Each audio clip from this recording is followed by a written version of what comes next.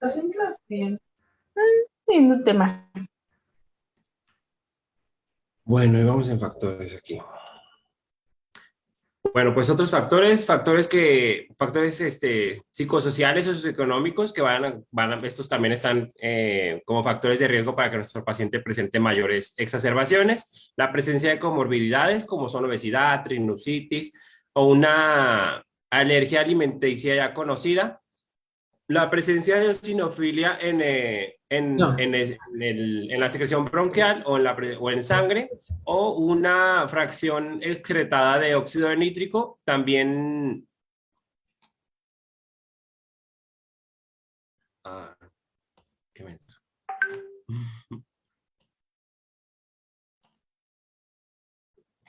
Listo.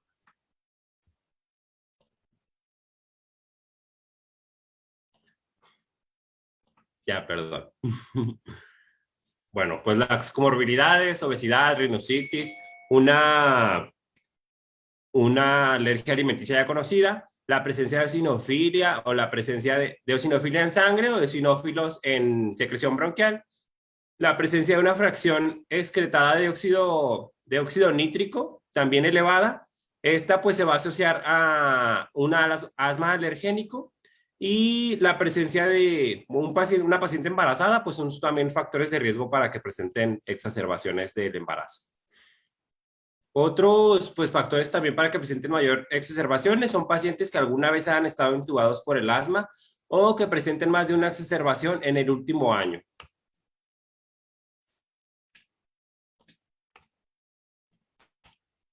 Bueno, pues vamos a tener esta escala para determinar la gravedad de la exacerbación de la crisis asmática, y pues nosotros vamos a clasificarlo así como un paciente que esté con una crisis leve, con una crisis moderada grave, o con un paciente que ya tenga algún tanto con una parada respiratoria inminente.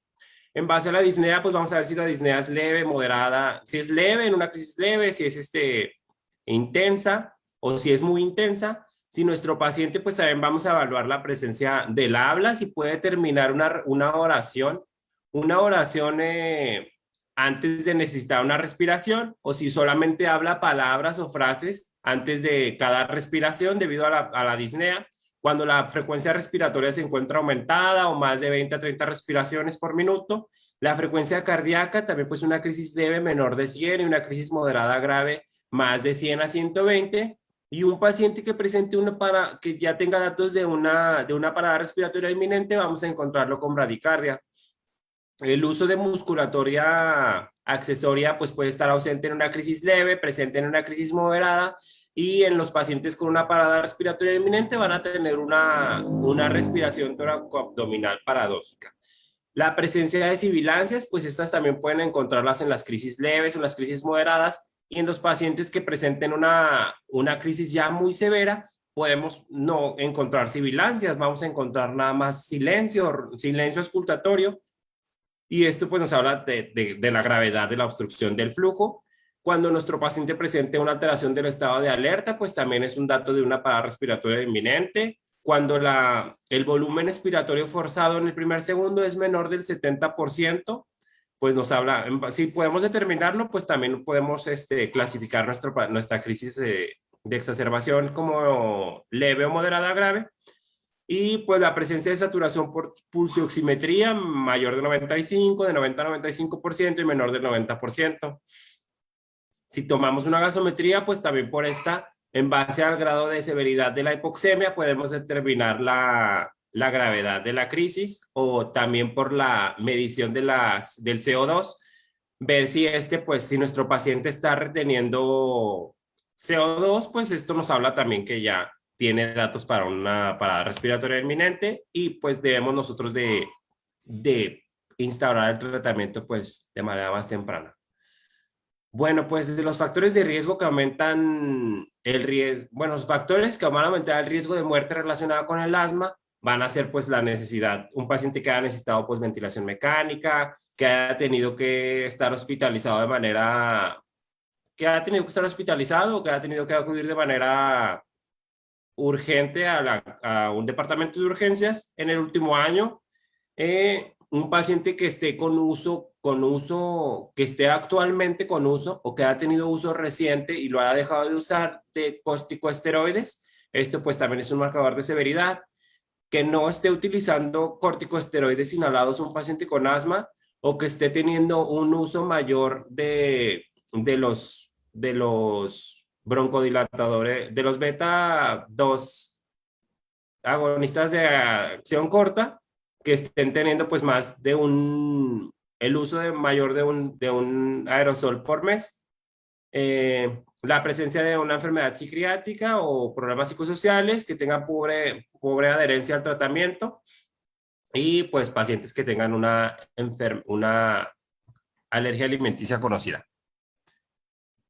Bueno, pues sobre la evaluación del paciente cuando llega a la sala de urgencias, sobre lo que tenemos que tener en cuenta, pues siempre sobre la historia clínica hay que determinar pues el tiempo y el tiempo de inicio de de la exacerbación, la causa, si el paciente conoce algún alérgeno que haya estado expuesto o debido a qué fue que presentó la exacerbación, la severidad de los síntomas con lo que presenta el paciente, si pues tiene limitación para el ejercicio, si tiene alteración del sueño, si tiene alteración para formular una oración de manera adecuada.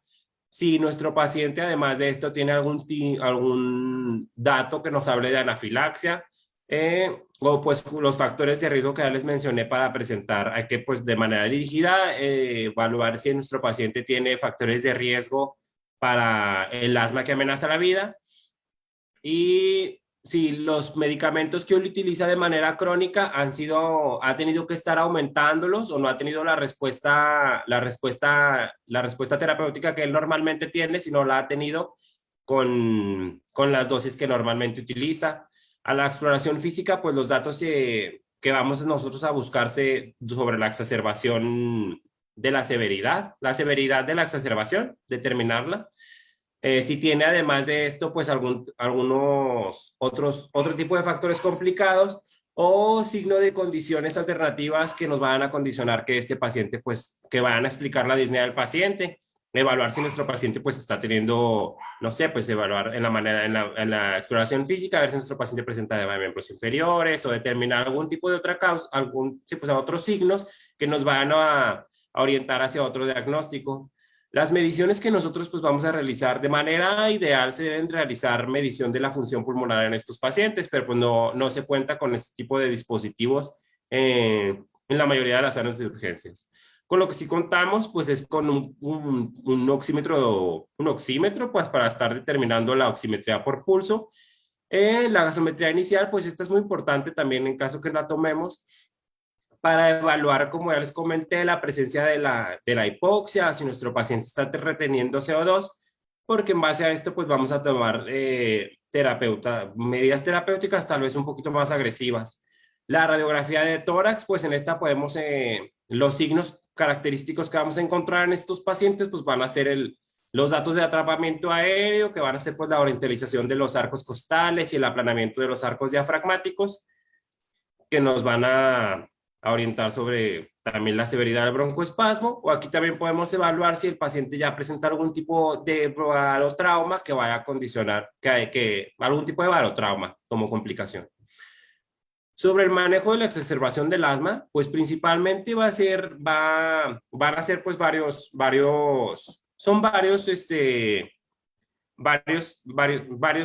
cosas que tenemos que darle a este paciente. La oxigenoterapia pues va a ser algo que se debe iniciar de manera temprana en los pacientes que presenten una saturación por debajo de 92 y nosotros de meta siempre debemos de tener una saturación por debajo de 92. A estos pacientes siempre debemos de administrarles oxígeno suplementario. Siempre debe estar humidificado, ya que nosotros al administrar oxígeno que no se encuentre humidificado, podemos ocasionar mayor irritación de la vía aérea y condicionar una mayor exacerbación de la crisis. La piedra angular del tratamiento de los pacientes con una exacerbación de la crisis asmática va a ser el uso de salbutamol o albuterol, que es pues el mismo, como se conoce también. Principalmente, pues este se debe realizar de manera inhalada de manera inhalada por, sí, pues de inhalación con nebulización, o si no se cuenta con este tipo de dispositivos, se puede también administrar con aerosoles, nada más que pues la dosis iba a ser un poquito más elevada. Vamos a administrar 2.5 miligramos en 2.5 mililitros de solución salina cada 15 o 20 minutos en 3 dosis en las primeras, y lo podemos nosotros dejar este tratamiento cada 4 u 8 horas, o en dado caso que no contemos con nebulizaciones, podemos administrar el salbutamol de manera, bueno, con una técnica adecuada, administrar el salbutamol por aerosoles de 4 a 8 disparos si contamos con salbutamol en aerosol. En ocasiones, cuando no contemos también que tengamos un paciente intubado y que no contemos con un equipo de nebulización, las guías de la INA recomiendan utilizar el doble de dosis por el tubo endotraqueal, pero se pueden utilizar el doble de las dosis recomendadas, aunque lo ideal pues siempre va a ser realizarlo a través de nebulizaciones. Otro medicamento también que existe, que un agonista beta 2 de corta duración, es el albuterol, una dosis de 1.25 miligramos por nebulizaciones en el mismo tipo de esquema, cada 15 o 20 minutos, 3 dosis, y se puede administrar, pues hay que administrarlo en base a la severidad de nuestro paciente. Otro medicamento que podemos utilizar en la exacerbación del asma va a ser la epinefrina. Esta va a tener un efecto beta 2 adrenérgico también, nada más que pues esta va a tener efectos bueno, pues tiene efectos no deseados que pues van a limitar su uso, y van a limitar su uso debido pues a la toxicidad que va a tener en nuestro paciente, que pues también puede presentar, que puede ser deleterio, pero está recomendado su uso. La dosis va a ser de 0.3 a 0.5 mililitros en una presentación de 1 a 1000, y esta se puede administrar cada 20 minutos hasta 3 veces únicamente. Hay que evaluar bien el uso de este medicamento en los pacientes que presenten pues comorbilidades como algún tipo de cardiopatía, porque pues esto nos va a limitar, o podemos nosotros al administrarla ocasionarle mayor daño, y pues debemos de tener en cuenta las comorbilidades del paciente para eso. Otro de los medicamentos que se utilizan de manera adjunta a los agonistas beta 2 de acción corta son los anticolinérgicos inhalados. Como conocemos, pues ya el Convivent es un medicamento que viene en conjunto. Pues también está indicado, tiene una recomendación A, pero bueno, tiene una recomendación A y siempre se indica de manera aditiva al uso de los agonistas beta 2. Siempre debe ser de manera conjunta, no se debe administrar de manera individual los anticolérgicos inhalados. Van a tener un mayor efecto aditivo junto con el salbutamol. Va a tener un inicio de su acción va a ser más retardada que el salbutamol, por eso es que no se recomienda de manera individual. Las dosis son de 0.5 miligramos cada 20 minutos por 3 dosis y se puede estar administrando cada 2 a 4 horas. Otro de los tratamientos que hay para el tratamiento de la exacerbación de las crisis asmáticas es el Heliox. El Heliox es un dispositivo que nos ayuda a administrar oxígeno junto con helio.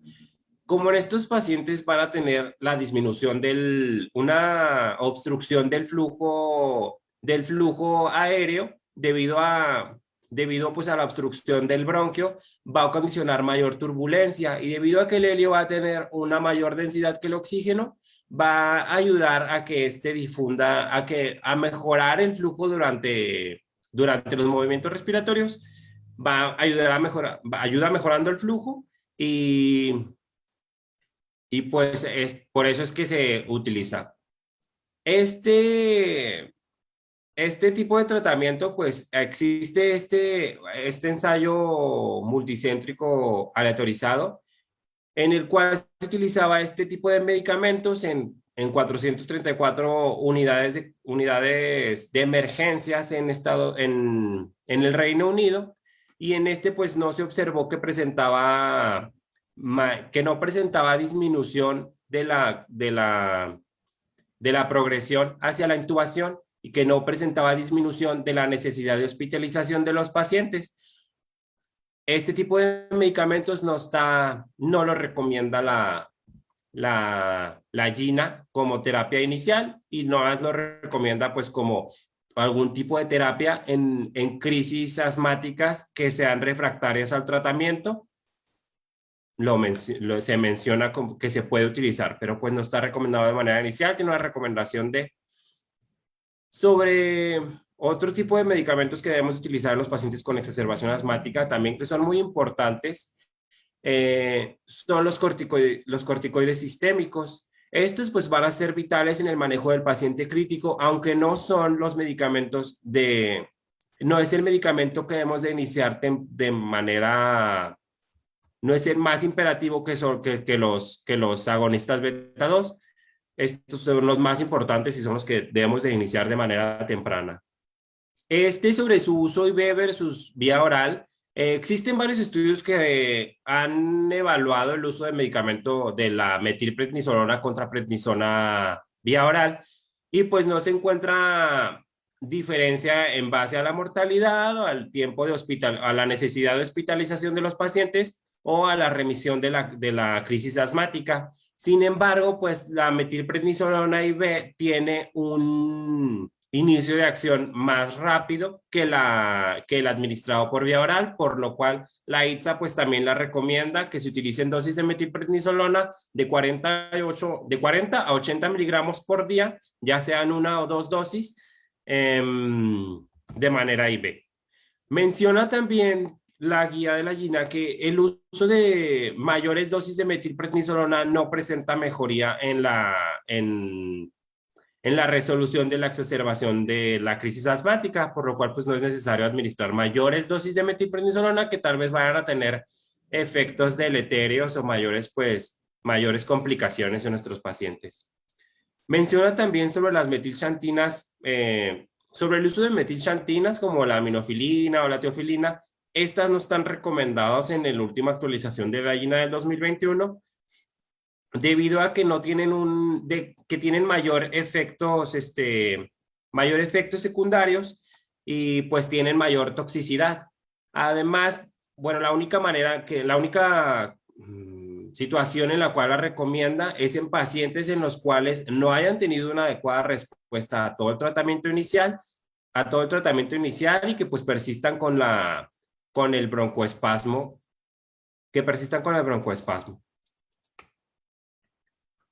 Bueno, otro de los medicamentos que se utiliza en la exacerbación del asma es el sulfato de magnesio. La razón por la cual este se utiliza es que este va a inhibir los canales de sodio del músculo liso y así va a inhibir la contracción del músculo bronquial, evitando el broncoespasmo. Pues va a tener un inicio de acción más lento que los agonistas beta 2 adrenérgicos, así que pues tampoco debemos de iniciarlo. Lo imperativo siempre va a ser iniciar los agonistas beta 2. Se indica en una infusión de 2 gramos para 20 minutos. Sobre también se han realizado estudios en los cuales se han realizado estudios para determinar si el uso de este medicamento ha presentado mejoría si se realiza su administración vía intravenosa o vía IV. Vía intravenosa o IV.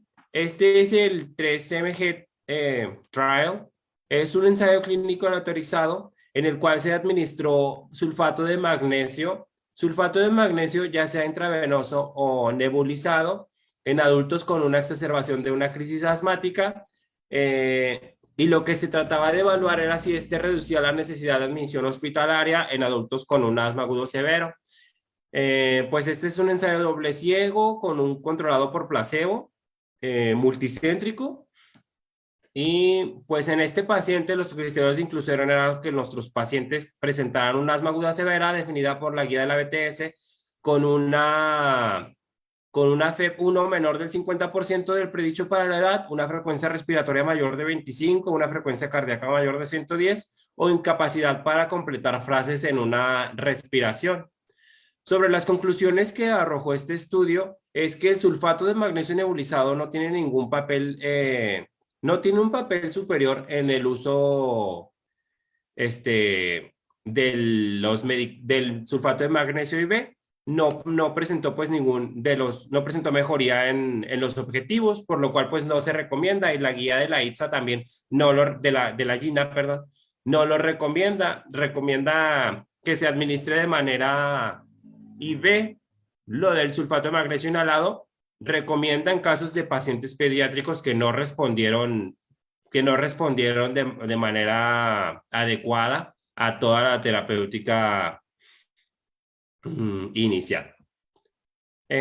Los criterios de hospitalización en pacientes con asma, pues van a ser pacientes con síntomas significativos de su enfermedad, pacientes que tengan pues aislamiento social o que tengan problemas psicológicos o psicosociales, pacientes que tengan una crisis asmática cercana a la fatalidad, una falla en la respuesta inicial y sostenida de los beta-2 agonistas de acción corta por lo menos 3 horas. Estos son pacientes que debemos de hospitalizar.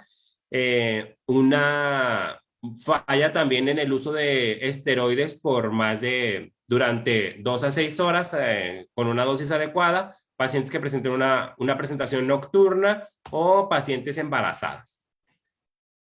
Los criterios que pues vamos a valorar de estos pacientes para valorar su ingreso a UCI, pues van a ser un paciente que tenga un episodio previo con hipercapnia, que ha estado en UCI, que ha necesitado pues ventilación mecánica, que sea un paciente que tenga ingesta habitual de corticoides, un paciente que ha tenido una alta reciente, un paciente con una crisis desencadenada por una ingesta de aspirina también, como les mencioné por los fenotipos, también estos pues debido a esto es que se deben de hospitalizar.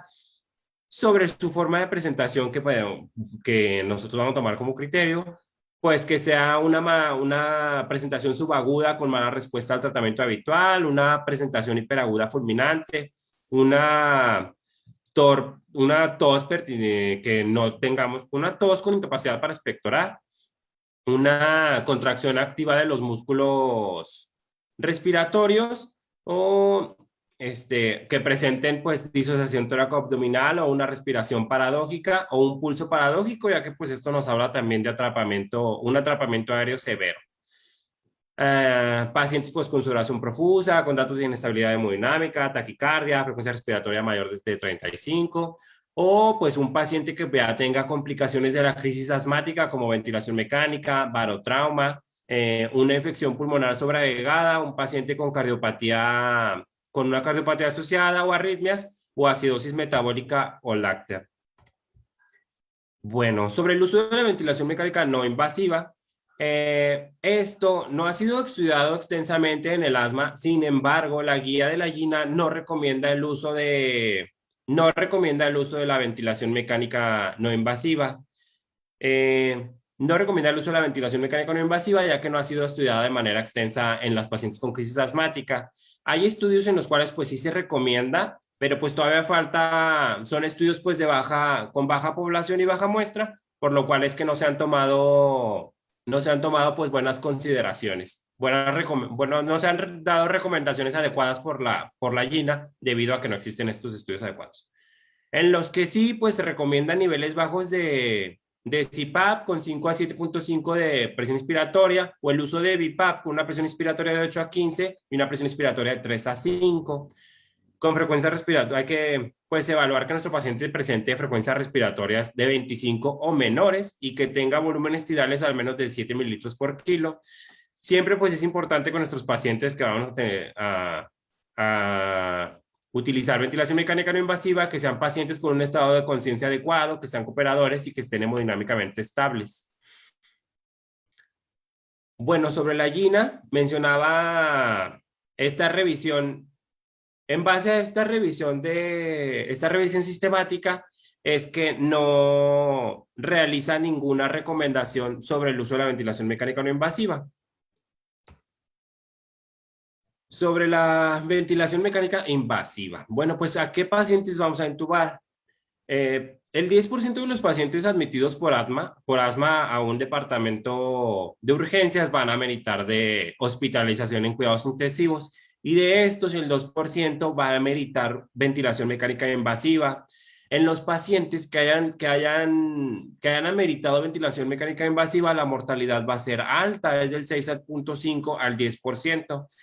Y pues, ¿qué pacientes vamos a intubar? Pues van a ser los pacientes que presenten cianosis central, que presenten alteración del estado de alerta, respiración paradójica, que presenten hipercapnia o hipoxemia y que presenten pues un tórax en silencio. Estos son signos de alarma para una parada respiratoria inminente, por lo cual pues se debe de proceder a una intubación endotraqueal temprana. Bueno, sobre la ventilación mecánica es muy importante conocer la fisiopatología por la cual tenemos, bueno, la fisiopatología para evaluar nosotros qué consideraciones tenemos que tener al momento de indicar la ventilación y qué parámetros vamos a colocar en el ventilador. Estos pacientes, debido a la obstrucción de la vía aérea, van a tener resistencias pulmonares elevadas. Además de esto, pues van a tener, de las resistencias pulmonares elevadas, van a tener un volumen tidal expiratorio incompleto. Este volumen tidal expiratorio incompleto va a ocasionar un atrapamiento aéreo. Este atrapamiento aéreo va a ser el que nos va a dar los efectos deleterios en estos pacientes ventilados. ¿Cómo vamos a evaluar nosotros si nuestro paciente está teniendo atrapamiento aéreo? En la curva de flujo-tiempo, como observamos en la del lado izquierdo, en la fase expiratoria observamos cómo el flujo expiratorio no alcanza a cero. No alcanza a cero y esto pues nos habla de que nuestro paciente está haciendo atrapamiento aéreo. Este atrapamiento aéreo, con cada respiración, como se observa en el lado derecho, cada respiración va a estar haciendo este aire que se queda atrapado se va a estar sumando con cada respiración, lo cual va a ocasionar pues un autopip. Esta va a ser la definición de, del autopip. Esta hiperinsuflación pulmonar que existe con el atrapamiento aéreo va a condicionar que alteraciones hemodinámicas debido a que el alveolo va a distenderse y va a condicionar va a condicionar que el capilar pulmonar se obstruya, ocasionando pues que se eleven las presiones de nuestro ventrículo, sí, de nuestras cavidades derechas. Esto pues va a condicionar una disminución en el retorno venoso, lo cual pues va a condicionar que haya inestabilidad hemodinámica. Además pues también va a modificarse lo que es la interdependencia ventricular y así disminuir también pues el gasto cardíaco. Y por eso es importante, pues, debido a estas alteraciones que existen en el atrapamiento aéreo, es en base a cómo vamos a programar nosotros el ventilador. En estos pacientes, pues, está recomendado el uso de ventilación controlada por volumen. No se recomienda el uso de ventilación controlada por presión, ya que estos pacientes presentan unas presiones respiratorias elevadas y nosotros al indicar un modo controlado por presión no vamos a alcanzar los volúmenes adecuados, un volumen tidal adecuado para nuestro paciente. El volumen tidal que vamos a indicar pues va a ser alrededor de 6 a 8 mililitros de kilo de peso ideal en los pacientes con una exacerbación de la crisis asmática que amerita una intubación. Vamos a tratar de mantener un volumen minuto de 8 a 12 litros por minuto o menor. Además, debemos de indicar una frecuencia respiratoria de 10 a 14 y un flujo inspiratorio de 60 a 80 litros por minuto para nosotros así indicar para que así nuestra relación y inspiración-expiración quede de 1 a 3 a de 1 a 5. Normalmente esta relación debe ser de 1 a 2, pero como estos pacientes presentan atrapamiento aéreo, lo que nosotros queremos hacer es prolongar el tiempo expiratorio para que todo este aire, todo el atrapamiento aéreo que está condicionando la inestabilidad del paciente, alcance a salir de manera adecuada y así pues ir disminuyendo el autopip del paciente. Es importante también en estos pacientes siempre tenerlos con una adecuada sedación. ya que si nosotros, estos pacientes, debido a la disnea que presentan, a la hipoxia, a la hipercapnia, pueden presentar un drive respiratorio elevado y si nuestro drive respiratorio es elevado, no vamos a alcanzar nosotros las metas que tenemos que tener con este paciente, no vamos a alcanzar las metas que debemos de tener con este paciente y no vamos a, va a ser pues deleterio, como les comenté, necesitamos que las respiraciones se prolonguen porque cada respiración que estemos haciendo, si está atrapando aire, vamos a estar condicionando que se genere mayor autopip, por lo cual pues la sedación debe de ser una sedación adecuada para que nuestro paciente tenga adecuado acoplamiento con el ventilador. El PIP se recomienda que sea pues de 0 a 5, también pues en base a las necesidades del paciente. Sobre los sedantes utilizados en el estatus asmático, pues mencionaba principalmente en el periodo de preintubación se puede realizar con midazolam, ketamina o propofol, y pues para mantener la sedación se puede utilizar, para mantener la sedación recomienda también el uso de lorazepam, de morfina, ketamina o propofol. Eh, mencionaba, bueno, existen varias guías sobre el manejo del estatus asmático. En estos, pues mencionaba sobre el uso de agentes anestésicos también para el manejo de los pacientes con una crisis asmática refractaria a todo el tratamiento, el uso de la ketamina intravenosa o el alotano inhalado o el isoflurano o el sevoflurano, estos tienen efectos broncodilatadores, tienen efectos broncodilatadores, por lo cual pues también van a tener un efecto, un efecto benéfico sobre este tipo de padecimientos. Esto no se recomienda, no está recomendado en las guías de la GINA, sin embargo, pues sí hay casos descritos en los cuales se utiliza este tipo de terapias para tratar los pacientes con un estatus asmático refractario al tratamiento. No se conoce de manera adecuada por qué es que producen la vasodilatación, pero pues producen broncodilatación, perdón, por qué la producen, pero pues tienen este efecto. De los mecanismos en los cuales se cree es que provocan una relajación del músculo liso de la vía aérea debido a que atenúan el tono colinérgico. Y pues ninguno de estos medicamentos ha tenido no tiene ningún estudio de importancia para que se realicen una recomendación adecuada. Bueno, pues el uso de este tipo de medicamentos, además de que no tienen un adecuado nivel de estudio, pues también tiene otros limitantes, como son que tienen un elevado costo, que normalmente son medicamentos, a excepción de la ketamina, que son medicamentos que otro tipo de especialistas no estamos familiarizados con su uso y pues no sabemos utilizarlos y que pues necesitan otro tipo de equipos para poder administrarse, que tampoco se cuentan en las salas de urgencias o en las unidades de cuidados intensivos. Y pues también que pues presentan un retorno brusco a la vasoconstricción, a la broncoconstricción, al suspender el tratamiento con este tipo de terapias. Sobre la ketamina, esta es la que más se ha estudiado. Existen muchos reportes de casos que han descrito el tratamiento exitoso en adultos con una crisis asmática, con un estado asmático. Sin embargo, pues, pero como les comento, la experiencia es limitada. Se recomiendan dosis de 0.5 a 1 miligramo por kilo en 2 a 4 minutos en la inducción y mantenerlo a una infusión de 0.5 a 2 miligramos por kilo por hora. Esta pues refiere que los resultados son vistos alrededor de los 30 minutos. Sobre el uso de bloqueo neuromuscular, este también va a ser considerado necesario en las ocasiones en las que el drive respiratorio del paciente sea tan elevado que no permita un adecuado acoplamiento con el ventilador y no nosotros estemos alcanzando nuestras metas con el ventilador que no estemos alcanzando las metas necesarias para los pacientes con este tipo de padecimiento. El que más se recomienda es el satracurio, este es el medicamento de primera opción que se recomienda, ya que este tiene un metabolismo, debido a su metabolismo de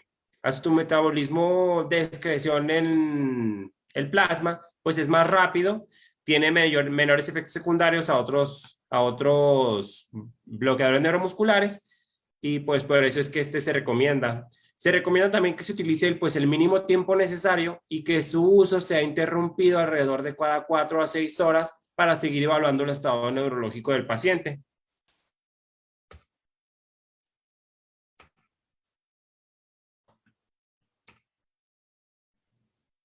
Bueno, sobre las complicaciones del asma que puede presentar este paciente, pues las complicaciones van a ser principalmente las que ocurren debido al barotrauma, puede ser neumotórax, neumomediastino, la presencia de enfisema subcutáneo, neumopericardio, esta inestabilidad hemodinámica que ocurre debido al